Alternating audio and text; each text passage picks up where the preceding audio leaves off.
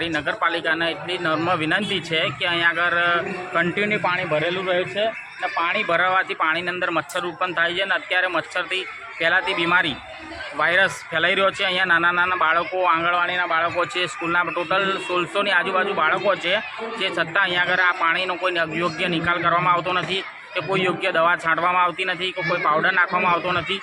તો કોઈ બી આ બાળકને કોઈ વાયરસ ઇન્ફેક્ટ કરશે તો એની જવાબદારી કોણ રહેશે? કારણ કે આ વાયરસ એવો છે કે એક બાળકને થવાથી બધા જ બાળકને થાય જાય, એક ચેપી રોગ છે।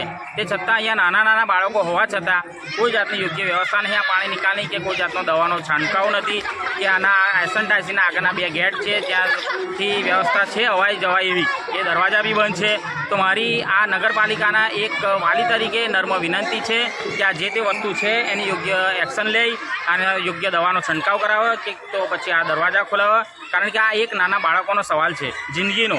કારણ કે અહીંયા આગળ શું છે કે ઘણા બધા વાલીઓના ઘણા બધા નાના નાના બાળકો આવે છે તો કોઈ મોટી ઘટના ઘટે એ પછી આપણે એક્શન લેવી, એના કરતાં કોઈ ઘટના ના ઘટે, બધા બાળકો સુરક્ષિત રહે।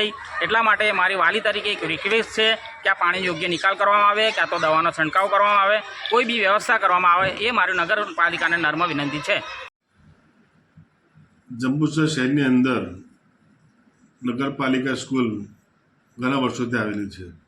ત્યાં આશરે 1500 થી 1600 બાળકો ભણે છે, પરંતુ કેટલા દિવસોથી મુખ્ય રસ્તા પર એના 2 ગેટ છે બંધ છે અને જ્યાં ખેલકૂદ જ્યાં પાછળનો ભાગ છે ત્યાં ખૂબ પાણી ભરાયું છે। આગલા ગેટ ખોલવામાં આવે તો બાળકોને સવલત પડે અને પાછળના જે મચ્છરો જેવા દ્રવ્યો થયા છે બાળકોને કરડે પણ નહીં। પરંતુ જે બનાસકાંઠા જે રોગો બનેલા છે, આવનારા દિવસોની અંદર નગરપાલિકાના ચિંતિત લોકોને મારી વિનંતી છે કે ત્યાં ખુલ્લા ગ્રાઉન્ડની અંદર ડીટી અથવા જે છંટકાવ કરવાનો છે જેથી કરીને બાળકોને એના ચેપ લાગે નહીં, એ મારી વિનંતી છે। બસ આ પર